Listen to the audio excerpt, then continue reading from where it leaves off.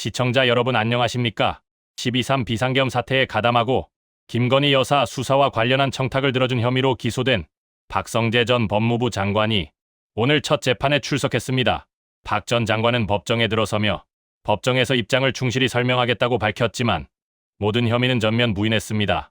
박성재 전 장관은 윤석열 전 대통령의 12.3 비상계엄 선포 이후 법무부 실국장 회의를 소집하고 합동수사본부로의 검사 파견 검토, 교정시설 수용 여력 점검, 출국금지 담당 직원 출근 지시 등 내란 범죄에 순차적으로 가담했다는 혐의를 받고 있습니다. 검찰은 이 과정이 단순한 행정 조치가 아니라 계엄 실행을 뒷받침한 행위라고 보고 있습니다. 또 하나의 핵심 혐의는 김건희 여사 수사 무마 의혹입니다. 지난해 5월 김 여사가 박 전 장관에게 명품 가방 수수 의혹 수사와 관련해 어떻게 진행되고 있느냐는 취지의 메시지를 보낸 사실이 확인됐습니다. 이후 박 전 장관이 실무부서에 이를 확인하도록 지시했고 해당 수사라인이 교체되면서 청탁 대가성 의혹이 제기됐습니다. 하지만 박 전 장관 측은 공소사실을 모두 부인했습니다. 변호인은 박 전 장관은 계엄에 반대했고 윤 전 대통령을 설득하려 했지만 실패했다며 비상 상황에서 혼란을 막기 위한 정상적인 직무 수행이었다고 주장했습니다. 김건희 여사 관련 보고 역시 청탁과 무관한 정상 보고라고 선을 그었습니다. 이번 재판에는 이완규 전 법제처장도 함께 기소됐습니다. 이 전 처장은 윤 전 대통령의 사법연수원 동기이자 최측근으로 국회 법사위에서 계엄 직후 안가 회동에서 논의가 없었다고 위증한 혐의를 받고 있습니다. 이 사건을 심리하는 재판부는 이진관 부장판사가 이끄는 서울중앙지법 형사합의 33부입니다. 이 재판부는 이미 한덕수 전 총리에게 내란 중유임무 종사 혐의로 징역 23년을 선고하며 12.3 비상계엄을 친위 쿠데타로 규정한 바 있습니다. 계엄은 국가의 최후 수단입니다. 그 실행과 정당성은 헌법 질서의 최후 보루이기도 합니다. 오늘 시작된 박성재 전 장관의 재판은 단순한 개인의 형사 책임을 넘어 국가 권력이 어디까지 허용될 수 있는지를 묻는 재판이 될 전망입니다. 재판 결과는 계속 전해드리겠습니다. 국무회 참석자들, 그때 계엄에 참석한 사람들, 국무위원들 서명을 받아야 한다고 주장한 게 박성재 법무장관이었다는 거예요. 아주 주도적인 역할을 했네요. 그러니까 이상민한테 참석자 서명을 받아야 된다 이거 국무위원들 부서를 그랬더니 그럼 이상민이 강의구 부속실장한테 요청하자 했더니 그 다음에 다시 박성재 법무장관이 강의구한테 이거 누가 참석했는지 다 남겨놔야 된다 하면서 조금 뒤에 한 3분 뒤에 서명 받는 거 다 준비했느냐 이렇게 강의구한테 물어봤더니 강의구가 그래서 알겠습니다 하고 서명 받으러 갔더니 다들 나 서명 안 해 이렇게 했다는 거잖아요. 이게 다 CCTV하고 진술에 남아 있다는 거지. 박성재가 그쵸? 했다는 게. 그러니까 박성재 같은 경우는 지금 불구속 상태고 네. 상당히 그 특검의 수사가 네. 더 들어갔었어야 되는데 가장 핵심적인 내란의 주요 임무 수행자거든요. 그러니까, 그리고 증거인멸의 혐의까지도 다 나왔는데도 구속이 안 됐어요. 그러니까 이건 정말 그 특검과 또 재판부에 대한 비판이 그때 당시에 많았던 게 우리가 기억이 나는데 결국에는 이진관 재판장의 그 판결문 그리고 백대현 재판장의 판결문을 통해서 우리가 내란의 그림은 일단 쭉 한번 그려지잖아요.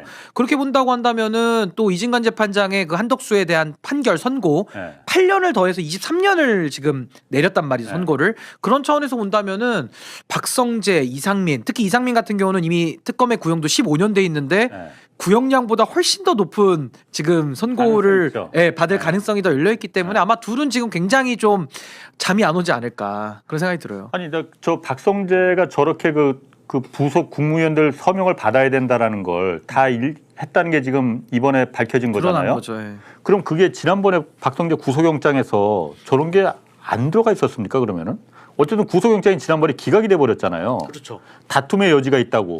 아니 근데 제 기억으로는 그 기각 사유는 비상계엄의 적법성을 인식할 수 그건 첫 번째였고, 그러니까 두 번째는 다툼의 여전히 다툼의 여지가 있다라고 했었거든.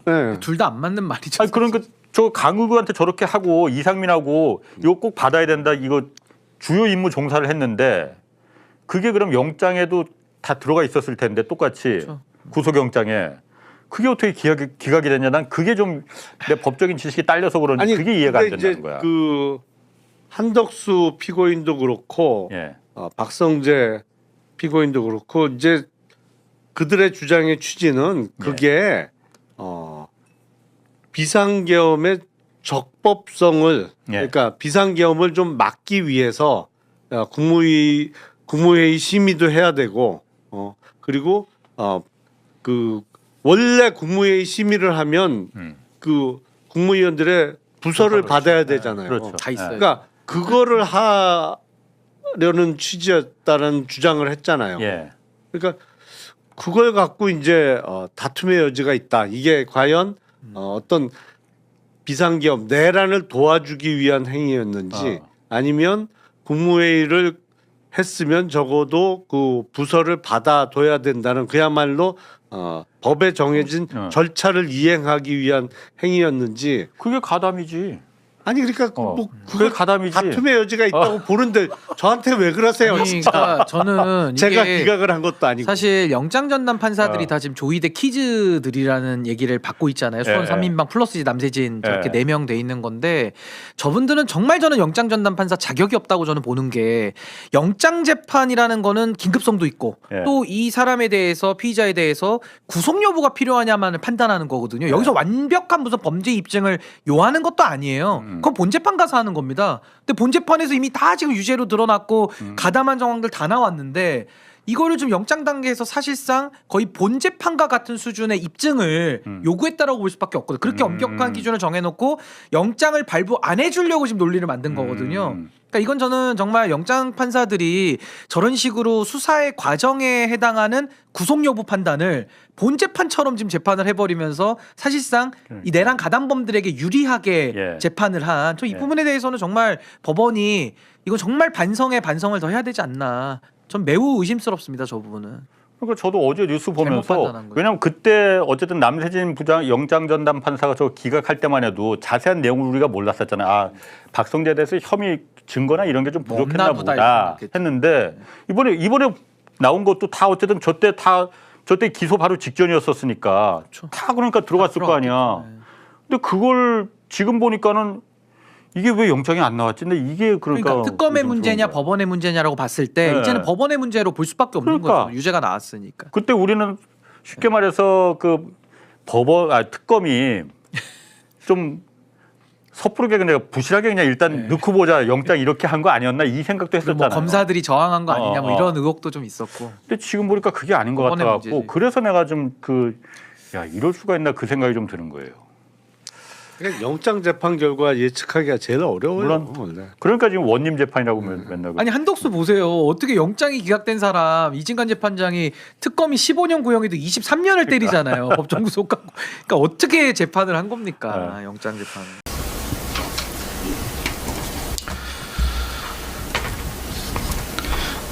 네, 박성재 피고인은 내란 중요 임무 종사, 직권 남용 권리 행사 방해, 부정 청탁 및 금품 등 수수의 금지에 관한 법률 위반 혐의로 기소되어 있습니다. 이완규 피고인은 국회에서의 증언 감정 등에 관한 법률 위반 혐의로 기소되어 있습니다. 피고인들 공소장은 다 받아보셨죠? 네, 진술 거부권이 있고 본인이 유리한 사실을 진술할 수 있습니다. 네, 본인 확인하겠습니다. 네, 먼저 성함이 어떻게 되십니까? 박성재입니다. 네, 생년월일이 어떻게 됩니까? 네, 직업이 어떻게 됩니까? 현재는 무직입니다. 네, 주거지가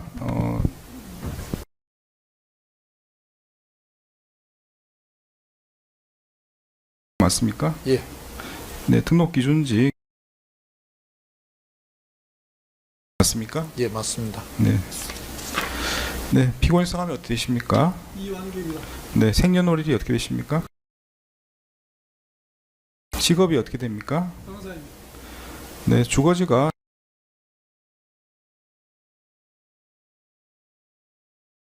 등록 기준지 맞습니까? 맞습니다. 네. 네, 주거지 변동이 있으면 법원에 신고하셔야 됩니다. 신고하지 않으면 일단 불이익이 있습니다. 네, 국민 참여 재판을 신청할 수 있습니다. 무엇인지 잘 아실 것 같은데, 네, 신청하기를 원하십니까? 아닙니다. 네, 아니시고. 괜찮습니다. 네, 자리에 앉으십시오. 네.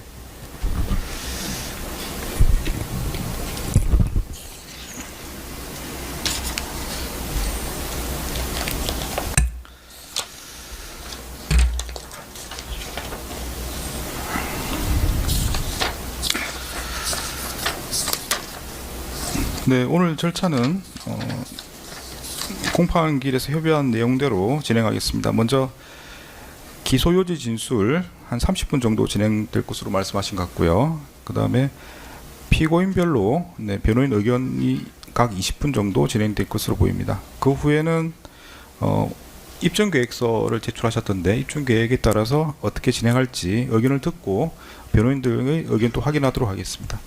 먼저 특검에서 기소요지 진술하시겠습니다. 12.3 비상계엄 사태에 가담하고 김건희의 수사 관련 청탁을 들어준 혐의로 기소가 된 박성재 드디어 나왔습니다. 박성재 전 법무부 장관의 재판이 본격적으로 시작이 됩니다. 오늘 오후 2시 서울중앙지법 형사합의 33부 이진관 부장판사가 진행을 하는데요. 내란 중요임무 종사 및 직권 남용 부정청탁금지법 위반 혐의 사건의 첫 공판기일에서 조은석 내란 특별검사팀이 공소 사실 요지를 설명을 하고 박성재 전 장관 측은 혐의에 대한 입장을 진술할 예정입니다. 아니 근데 박성재 전 장관은 왜 이제야 재판을 받는 겁니까? 너무 늦어진 거 아닙니까? 그러니까 첫 번째 공판기일 지정하는 건 법원의 권한이기 때문에 법원이 어떤 사정 때문에 첫 기일을 이렇게 늦게 지정했는지 모르겠습니다만 네. 어쨌든 중요한 건 박성재의 첫 의견이죠. 공소 사실을 인정하느냐 부인하느냐 여기서부터 시작하는데 구속영장을 기각시킬 때 네. 본인이 완전 전면 부인했고 예. 그 핵심 논리가 계엄이 위법하다는 것을 인식하지 못했다. 그래서 위법성 인식에 대해 다툴 여지가 있다가 그렇습니다. 그때 영장 전담 재판 판사 네. 누군지 이름이 갑자기 기억 안 나는데 아무튼 수원 3인방 중에 하나였던 그렇죠. 걸로 기억을 합니다. 네. 그 판단이었잖아요. 법무부 장관이 위법성에 대해서 인식을 네. 못했을 수도 있다라는 네. 가능성을 열어둔 거잖아요. 얼마나 말도 안 되는 얘기예요. 그때 그 계엄 선포된 날 그 왔던 시민들은 뭐예요 그러면? 그러니까 법조인보다 더 네. 해박한 법적 지식을 갖고 있는 분들이어서가 아니라 이거 그냥 당연한 거잖아요. 당연한 거죠. 상식적인 거죠. 예. 근데 아직까지도 계엄이 내란인지는 더 봐야 된다. 법원 아니, 판결 기다려야 된다. 이러고 앉아 있으니까. 재판부에서 내란임을 이미 이진관 판사가 명시를 했습니다. 그렇죠. 그 부분에서는 이제 더 이상 이론의 여지가 없다. 네. 예. 그건 더 이상 논쟁거리도 되지 않는 네네. 건데 원래 애초부터 되지 않는 건데 명색이 법무부 장관이고 법조인 출신인 대한민국 최고 엘리트가 예. 소박한 시민 법감정만 가지고 있어도 판단할 수 있는 계엄이 위법하냐 아니냐를 몰랐다? 예. 말이 안 되는 얘기죠. 그러니까요. 어떻게 부인할 거라고 보십니까? 본인이 좀 인정할 거라고 보십니까? 오늘 저는 부인할 거라고 봅니다. 모든 혐의에 대해서 네, 올 부인할 겁니다. 올 부인할 것이다. 네, 왜 그러냐면 지금 이 사람들 전략을요 잘 봐야 되는 예. 게 법정에서 이실직고 해가지고 감형을 받고 선처를 받는다. 그거 해봤자 얼마 안 될 것이다. 감형이 알고 있어요. 이제 와서 지금까지 부인 잔뜩 해놓고 예. 사회 갈등 갑자기? 조장해놓고 예. 헌정질서 교란해놓고 이제 와서 인정을 하고 사과를 한들 얼마 감형을 못 받을 것이다. 근데 그렇게 인정을 하고 윤석열을 소위 말해서 배신을 하게 되면 예. 그 후과는 무엇이냐? 다시는 사면을 받지 못한다. 나중에 정권이 바뀌었을 때 국민의힘 계열 쪽으로 대통령이 넘어갔다.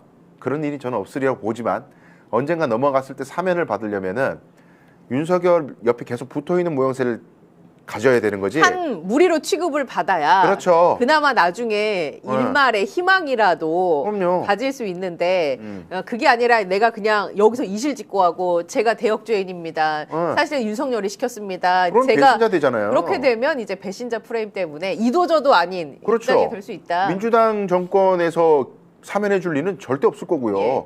결국 정권이 바뀌었을 때 사면 가능성을 염두에 두고 저렇게 한다고 볼 수 없고 네. 그래서 이제 죽이 되나 밥이 되나 죽어라 부인할 수밖에 없다. 이진관 부장임에도 불구하고 저는 그런 무리수를 둘 거라고 판단합니다. 지금 이제 박성재 전 장관이 받고 있는 그런 혐의가 이게 몇 가지가 있습니다. 뭐 단순히 그냥 하나가 아니라요. 네. 일단 비상계엄 선포 후에 법무부 실국장 회의를 소집합니다. 그래서 합동수사본부로 검사 파견을 검토하고 교정시설 수용 여력을 점검하고요.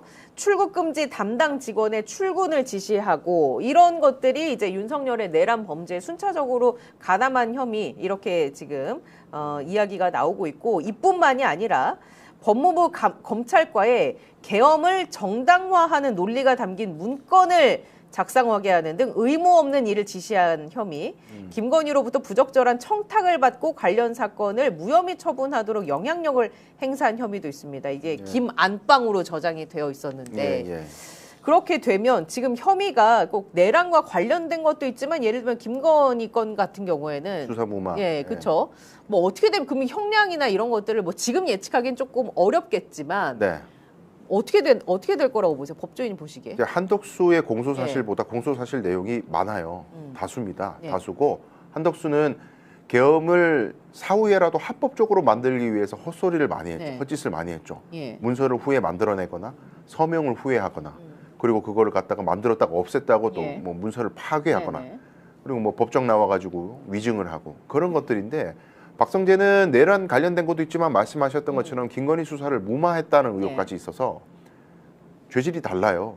그리고 기본적으로 한덕수의 쟁점 중에 하나가 그 부작위 예. 말리지 않았다. 계엄을 만료하지 못했다. 국무총리로서 직무를 가지고 있음에도 불구하고 말리지 못했다라는 해야 할 일을 하지 않은 것에 네. 대한 그 부작위가 사실상 어떤 그 적극적인 계엄 실행 행위를 한 것과 다름없다. 아무것도 안 한 것이 예. 마치 범죄를 적극적으로 저지른 것 같고 거의 같이 평가할 수 있다.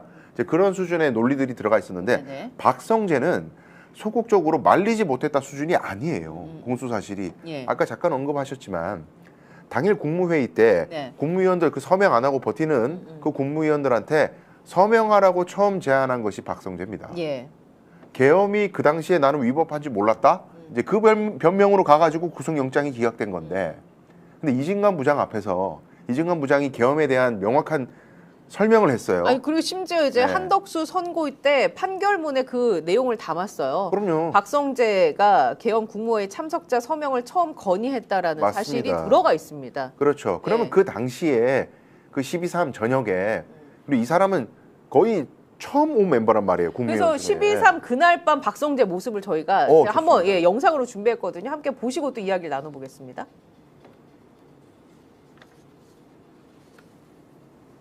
자, 지금 박성재가 무슨 문건을 들여다보면서 뭐라고 얘기를 하고 있죠. 지금 나가나? 자, 지금 박성재 전 장관이 지금 문건을 들여다보면서 고개를 이제 위로 들었다 아래로 내렸다 뭐라고 얘기하는 모습이 지금 나오고 있고 저 때 당시에 이제 박성재 전 장관이 참석자 서명을 처음으로 건의했다라는 내용 이게 네. 이제 판결문에 들어가 있고 어떻게 보면은 윤석열이 제일 먼저 부른 사람이 또 박성재 전 장관입니다. 그렇습니다. 비상계엄 선포 전에 네네. 국무회의 그 위원들 중에 그러니까 이런 걸 보면은 본인이 법조인 출신이고 네. 예 법무부 장관이었지만 뭔가를 알고 했을 가능성이 매우 높은 거잖아요. 아 그렇죠. 그리고 원래 법무부 장관이 국무회의에서 하는 역할이 뭐예요? 저기 있는 모든 국무위원 중에 가장 법률 전문성이 뛰어난 사람이란 그러니까요. 말입니다. 예. 그러면 국무회의에서 계엄에 대한 심의를 할 때 반대 의견을 내야 되는 1번 타자가 박성재여야 해요. 네. 그게 법무부 장관에게 주어진 우리 헌법과 법률이 준 직무고 책무입니다. 네네. 그런데 저기 앉아가지고 문건을 읽었을 때 우리 보통 그냥 법대 1학년생이 읽어봐도 미친 거 아니야? 이 말부터 나오는 내용이란 말이에요. 포고령이. 근데 그거를 읽고 처단한다가 계속 들어가 있고. 예, 그거 보면은 자기도 그리고 뭐 젊은 사람이 아니라 9세대이기 때문에 과거에 70년대 후반 이럴 그때, 때 있었던 그렇죠. 계엄령하고 그 포고령 내용이 흡사하단 말이에요. 그럼 본인이 안단 말이에요. 과거에 그 잘못된 권위주의 군사 독재 때 계엄을 남용했던 그 시대에 있었던 내용과 거의 흡사한데 본능적으로 모골이 속련해야 된단 말이에요. 근데 그걸 보고도 오히려 서명하라고 독려를 했는데 예. 어떻게 그걸 위법성 인식이 없었는데 이런 말을 하느냐. 아니 예를 들어가지고 농림수산부 장관 송미령 장관 이런 사람들은 법을 모르니까 나는 이거 뭐 계엄이 뭔지 몰라서 이럴 수도 있어요. 물론 그 사람은 그날 올 때 계엄이라는 얘기도 못 듣고 왔지만 맞습니다. 예. 예를 들자면 그렇다는 얘기예요. 그 사람은 전혀 전문성이 없으니까 위법성 인식 없다 이런 얘기가 조금이라도 말도 될 수 있어. 근데 법무부 장관이 몰랐다라는 거는 대한민국 전체 법조인들을 모독하는 얘기예요. 예. 아니 그래서 지금 얘기해 주신 차원에서 네. 법질서 수호를 책임으로 하는 사람이 바로 법무부 장관 그럼요. 아니겠습니까? 그런데 이거를 반헌법적인 방식으로 파기하려고 한 윤석열을 네. 막지 못했다. 그러니까 부작위성을 인정받아서 오히려 어떻게 보면 한덕수 전 총리보다 더 높은 형을 선고받는 건 아닌가라고 네. 예측하시는 분들이 있습니다. 저도 그렇게 예, 생각해요. 본인의 그 직책의 무거움을 감안했을 때. 그렇습니다. 예. 저도 더 무조건 동의하는 바고요. 예. 한덕수는 아까 제가 말씀드렸다시피 후행하는 행위들이 전부 다 계엄 최초의 계엄이 정당했으면 예. 그래야 내가 책임을 안 진다. 이런 식으로 책임 회피를 위한 행동에 그쳤지만 네. 박성진은 실제로 계엄에 있어서 아주 중요한 사무를 수행하려고 했어요. 본인은 통상적인 업무라고 어. 아주 거만하게 얘기하면서 아니 조사받으러 들어갔었죠. 그게 저는 너무 정말 경악을 금치 못했는데. 그러니까요. 그게 대법원의 지금 논리하고 네. 비슷한 건데, 아니 대법원은 계엄에 대한 일체 권한이 없기 때문에 국가의 대통령이 계엄령을 발령을 하면 법원도 할 일이 있다. 회의를 소집하고 회의 소집해야 네. 되고 그 사법권을 갖다가 계엄 사령관한테 이양해야 넘겨야 되고. 되기 예. 때문에 아니 계엄이 잘못됐다 하더라도 계엄이 불법이고 잘못됐다고 하더라도 넘겨야 되는 거니까 내가 계엄 해제권이 있는 것도 아니고 임의로 판단할 수는 없으니 일단 회의는 열어야 되는 거고 그게 예. 공무원으로서 당연한 거지. 그게 잘못된 거야. 이게 사실 대법원의 포지션이에요. 네. 근데 박성재도 비슷한 그러니까. 생각을 갖고 있다니까요. 내가 아니 그 대통령이 했는데 내가 무슨 밑에 있는 장관으로서 어떻게 그걸 갖다가 막냐? 까르면 일단은 까는 거고 나중에 위법하게 되면 중지시키는 거지. 이런 인식을 갖고 있다. 근데 그거는 그날 현장에 온몸으로 맨몸으로 나와가지고 탱크를 막았던 시민들 앞에서는 할 수 없는 얘기예요. 아, 그래서 이 부분을 네. 이제 재판부가 굉장히 그 날카롭게 지적을 해줘야 되는데 다행히도 이진관 부장 네. 판사님입니다. 이 부분까지 다 감안해서 들여다 볼 거라고 보십니까? 당연하죠. 이정관 부장은 눈물을 흘리려고 했던 그 장면 있잖아요. 시민들이 막아섰다라는 네. 그 부분. 그러니까 결국 이 계엄이 멈춰진 것은 시민들의 힘에 의해서 멈춰진 것이다. 그 말을 반대로 뒤집으면 예. 이것들은 한 게 없다 이거예요. 국무위원들은. 이 계엄이 멈춰지는 데 있어서 1도 기여한 바가 없다. 네. 그런데도 거기다 대고 계속해서 변명으로 일관하면서 계엄이 멈춰지기 전까지는 우리는 공무원으로서 해야 될 일을 할 수밖에 없다는 등 이런 얘기를 해버리면은 시민을 모독하는 거고 만약에 시민들의 힘이 부족했으면 계엄군들이 더 강했으면 예. 그럼 거기 있는 현장에 있는 시민들은 죽거나 다칠 수 있었는데 너는 그것까지 용인한다는 거냐? 당연히 이런 시각으로 판단할 수밖에 없는 거죠. 아, 그래서 저는 이제 아직 선고가 나오려면 한참 멀었지만 네. 이제 일단 특검의 구형은 어느 정도 예상하시나요? 저는 18년에서 18년? 20년 요 사이 정도 구형하리라고 생각합니다. 그래요. 저는 25년. 아, 한덕수보다 2년 정도 더 많게. 예. 왜냐하면 이제 한덕수 전 총리의 판결문도 굉장히 명문이지 않습니까? 네, 네. 듣고 있다 보면 힐링이 되는 그럼요. 그런 명문인데 그 우리가 사법개혁 말로 외친 지가 지금 꽤 됐죠. 윤석열 정부 들어서. 박성재 전 법무부 장관이 어떻게 보면 이 핵심에 있지 않습니까? 그럼요. 그 법조계 그 정부 일하는 사람으로서는 그랬을 때 이정관 판사님이 좀 이런 부분을 좀 고려해서 그동안 검사들이 이건 저의 그냥 바람 시민의 바람은 그런 한 축도 좀 보듬어 주셨으면 어땠을까? 왜냐하면 그 김건희 청탁 무마한 네. 거 그런 것들이 또 들어가 있지 않습니까? 아, 그럼요. 법조인의 양심을 저버린 것들에 대해서도 좀 날카롭게 이걸 좀 들여다 봐주셨으면 좋겠다. 그렇죠. 그러니까 제가 말씀드린 그 특검의 구형이 18년에서 20년 정도고 이진관 부장은 한덕수보다 더 높게 선고할 거예요. 예. 아, 이 죄질이 달라. 한덕수보다 더 안 좋아요. 제가 그러니까요. 보기에. 예. 예. 그래서 이 선고는 그러면은 저도 25년에서 28년 사이 살짝 더 높게 줄 거예요. 예, 저도 그 정도는 나와야 좀 네. 이 울분이 예. 좀 풀릴 것 같다. 그럼요. 지금 공소장을 왜 한덕수 때는 변경을 하고 직접 얘기하지 않았습니까? 네, 네. 그런 일은 없을까요? 이진관 판사가 직접 뭐 지금 방조로 기소하지 않았기 때문에 네. 예. 그 부분에 대해서 굉장히 논란이 있던데 저 설명을 좀 잘 해야 될 것 같아요. 뭐 공소장을 그렇게 변경할 것을 재판부에서 먼저 권하고 공소장 변경 전에 있는 방조에 대해서 무죄를 판단을 했잖아요. 한덕수 전 총리의 경우에 네네네. 그걸 가지고 지금 극우나 보수 쪽에서 난리가 이거는 나요. 이게 정당성이 없는 거 아니냐? 그러면은 애초에 그냥 무죄 선고해야 되는 거지 왜 죄가 되는 쪽으로 네가 나서 가지고 공소장 변경을 뭐 얘기를 하냐 막 난리를 쳐.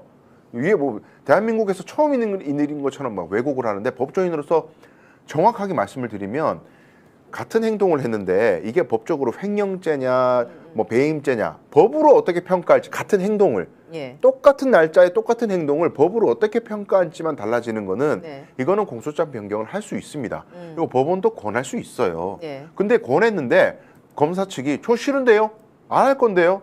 그러면 무죄하면 되는 거예요. 그 전에 그 죄가 안 되면. 근데 검사가 그 권고를 듣고 공소장 변경은 자기가 하고 그다음에 법원이 오케이 허가. 그럼 변경되는 거고요. 절차적으로 전혀 문제될 것이 없다. 아무 문제가 없고 그리고 방조가 안 되는 게 무슨 뭐 증거가 부족해서 잘못한 게 없어서 그게 아니라 예. 이정관 부장이 선언한 바와 같이 원래 내란죄는 집단 범죄다. 네. 원래 여러 명이 하는 범죄고 가장 나쁜 놈은 우두머리, 그다음 나쁜 놈은 주요 임무 종사, 그다음에 나쁜 놈은 부하 수행 이렇게 가담 형태에 따라 가지고 메뉴판을 다 정해놨기 때문에 요 중에 어디에 해당되는지만 선택하면 되지 방조라는 건 있을 수가 없다. 그래서 요 셋 중에 골라야 된다. 그래가지고 공소장 변경하라고 얘기한 네네. 거예요. 무죄 나온 것도 방조란 있을 수 없기 때문에 셋 중에 하나니까 그런 취지인 건데 이걸 다 없애버리고 이진관이 무죄 나올 걸 어거지로 유죄 만들었다.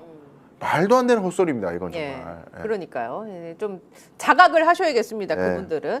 그리고 댓글로 지금 김건희 재판 결과 어떻게 나올지 너무 궁금하다고 이상 Q9M님께서 주셨는데 네. 맞습니다. 말씀해 주신 것처럼 김건희의 첫 선고가 수요일에 모레 있죠. 예, 수요일에 나옵니다. 5개월에 걸쳐서 이 재판을 진행을 했었는데 본인은 이제 그 혐의를 부인했었죠. 김건희 측은. 다 부인이죠. 네. 사실상. 예. 그래서 유죄로 나올 것인지 당연히 유죄로 나오겠는데 아, 그럼요. 그러면 선고는 어떻게 될 것인지 네. 네 어떻게 보십니까?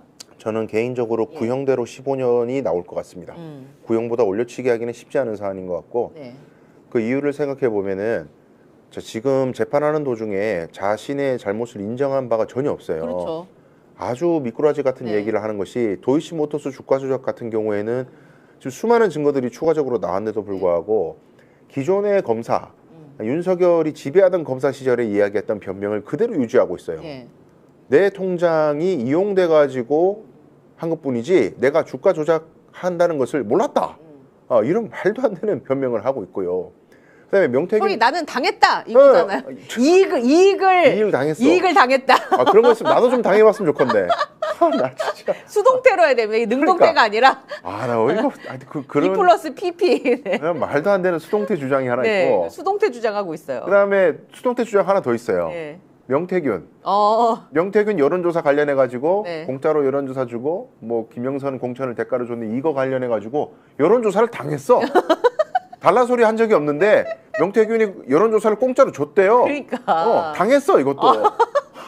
진짜. 나 진짜 정말 짜증나게 그지없고. 예. 그다음에 하나 더 당한 게 통일교나 뭐 공천 대가로 금품 받고 그림 받고 백 받고 목걸이 받고 이거 있잖아. 그것도 당했어. 그러니까. 달라 소리 왜 안 다 되게 주네. 당해? 아무 대가 없이 그냥 받았대. 목걸이는 아예 받았다 소리도 안 해요. 제일 비싼 거는 또 부인하고. 아주 그냥 법원 입장에서 너무 괘씸한 게 네. 감형을 해주려면은 기본적으로 양형 요소 중에 제일 중요한 게 그 범죄를 자백하고 그다음에 범죄로 인한 피해를 회복하기 위한 노력을 했느냐 이건데 이거는 회복이 아니라 그 상처를 더 찍고 있는 거예요. 모든 범죄로 인한 후과를 다 찍고 있어요. 아니 근데 네. 참 저는 너무 어리석은 게 네. 예를 들어서 내란 관련 재판의 경우에는 형이 세잖아요 말 그대로 네. 무기 아니면 사형 아닙니까? 그러니까 그냥 정말 한 100만 번 양보해서 네. 뭐 박성재든 누구든 부인할 수 있다 쳐요. 그래야 그나마 뭐 그렇게 부인을 하나 안 하나 어차피 형은 비슷하게 나올 거니까. 그렇죠. 근데 김건희의 경우에는 본인이 진짜 반성을 하고 인정을 하면 왜 그 판사들이 좋아하는 표현이 있지 않습니까? 초범 뭐 네. 이런 것도 있고 이렇게 되면은 본인이 좀 더 유리한 고지를 선점할 수도 있을 것 같은데 전혀 그런 전략을 쓰지 않고 있으니 너무 국민으로서는 다행이기도 하지만 네네. 아무튼 이 볼썽사나운 모습이긴 합니다. 그러니까 이게 이제 두 가지 중 하나인데 네. 변호인의 말을 김건희가 안 듣고 있거나 네.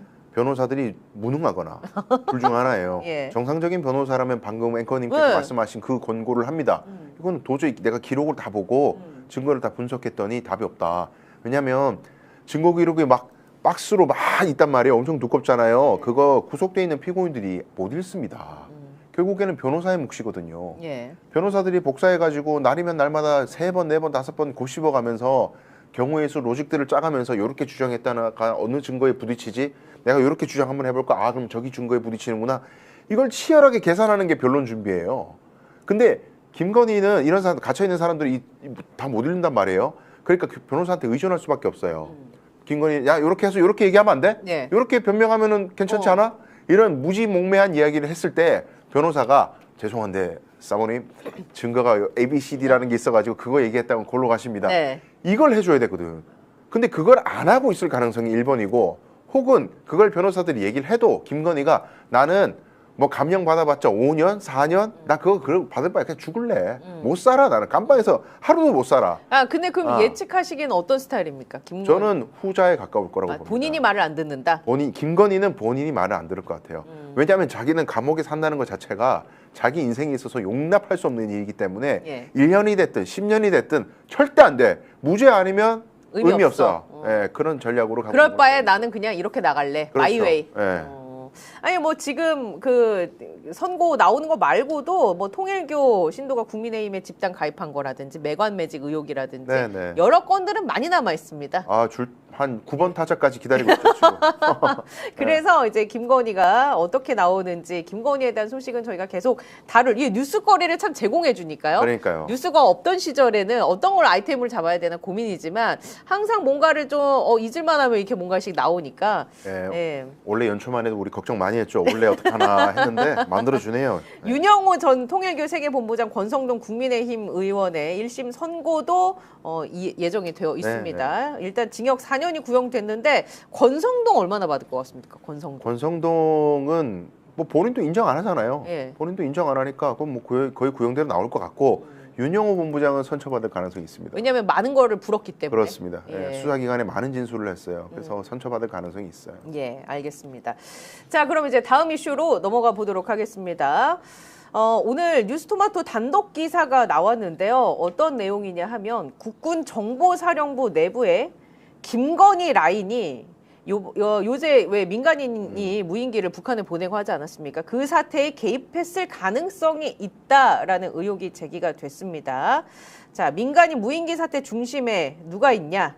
김건희 씨 라인으로 알려진 정보사 산하 특수임무부대 그 무서운 HID 출신의 오모 중령이 있었던 것으로 확인이 됐습니다. 이 오모 중령 어떤 인물이냐 하면 윤석열 때 국가안보실 2차장 소속으로 파견됐던 인물입니다. 네. 예, 저희가 이 뉴스를 좀 다뤄볼까 하는데 일단 저는 김태효 이름이 등장했다라는 것에 환희를 느낍니다. 네. 왜냐하면 계엄 전국에서 김태효가 너무 조용했거든요. 피해갔죠. 예, 안 나왔어요 이름이. 그렇죠. 그래서 김태효가 설마 이 계엄을 짜는 데 있어서 본인이 이걸 몰랐을까?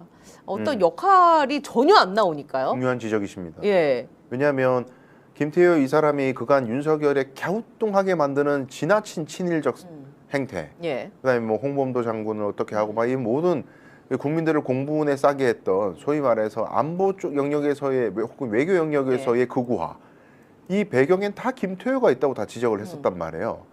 근데 이 중요한 계엄과 관련된 사태 그리고 계엄을 유도하기 위해서 외환을 불러일으키려고 했던 이 세력이 김태효는 뺐을까? 마치 이제 신원식처럼 신원식 전 국방부 장관이 원래 옛날엔 뭐 붕짜자 그랬지만 그래도 그나마 굉장히 그나마 그들 중에서는 돌아왔잖아요 그 사람. 정상적인 사고를 하는 사람인 것으로. 그래가지고 자르고 이제 김용현이 안 쳤다 맞습니다. 이런 얘기가 있잖아요. 네. 근데 김태효는 그런 정황도 없어. 뭐 잘랐다가 붙이고 이런 것도 없고 이상한데 했는데 고리가 뭔가 하나 보이기 시작하는 그러니까요. 거죠. 그래서 저는 이걸 이제 좀 집중적으로 파면 뭔가가 나올 것 같아. 김태효와 관련해서. 예, 그래서 이제 조금 사건 안으로 들어가 보도록 하겠습니다. 자, 제가 말씀드린 것처럼 이 무인기 사태와 때려야 뗄 수 없는 인물이 바로 이 오모 중령이라는 사람입니다. 오모 중령 HID 출신입니다. 특수임무부대. 특수임무부대 HID가 어떤 일을 하는 곳입니까? 그 소위 말해서 이제 대북 공작을 하는 거죠. 무서운 분들이시잖아요. 그럼요. 이제 우리가 법적으로 이야기할 수 있는 범위 밖에 있는 공작을 하는 사람들이죠. 그러니까는 한마디로 이렇게 손으로 턱해도 사람을 죽일 수 있는 그런 분들인 거잖아요. 그렇죠. 아무튼 무서운 그 HID. 저는 이번 계엄 때 처음 알았어요. HID 분들이 아직 계시는구나. 아무튼 근데 이 중요한 인물 오중령을 안보실로 데려간 게 네. 김건희다라는 이야기가 나온 건데요. 원래 안보실에는 이 오모 중령이 속해 있는 정보사 TO가 없다고 합니다. 네, 네. TO가 없는데 국가정보원 TO를 통해서 대통령실에 근무하게 된 거예요. 그렇죠. 이 오모 중령이. 네. 자, 그러면 국정원에서 이 사람이 예전에 6개월간 일을 했습니다. 그러다 김태효 전 여기서 이제 나옵니다. 김태효 전 대통령실 국가안보실 1차장이 이제 오중령을 시켜서 이제 국가안보실로 옮긴 이 오중령을 시켜서 정보사를 움직였다라는 제보가 또 들어왔습니다. 그렇죠. 그러니까 이제 이 연관 고리가 이제 드러나기 시작하는 거예요. 그렇죠. 말씀하셨다시피 TO가 없기 때문에 국정원에 먼저 근무를 시키고 그렇죠. 6개월 정도 근무했다고 합니다. 그다음에 예. 2차장 산하에 안보 현황 대응팀 예. 뭐 여기로 파견됐다는 얘기가 지금 나왔잖아요. 예. 근데 김태훈은 1차장이야. 그러니까 1차장, 2차장이 지금 구별돼 있는데 맞습니다. 2차장 이쪽으로 보냈는데 2차장에 간 오중령이 1차장인 자기 2차장이 아니고 그러니까 직속 상관한테 보고하지 아니고 않고 1차장한테 김태효한테 가서 그러니까 소위 남의 부서에 가갖고 보고를 하는 거잖아요. 그렇죠. 내 부서 부서장은 패싱하고 뭐 얘기도 안 하고. 이것부터가 매우 수상한 이상하다. 거죠. 예. 김태효가 뭔가 극비리에 정상적인 지휘 계통을 거치지 않고 극비리에 하는 뭔가가 있었다. 네. 그리고 그 극비리는 김태효 개인이 한 것이겠느냐? 그렇지 않다.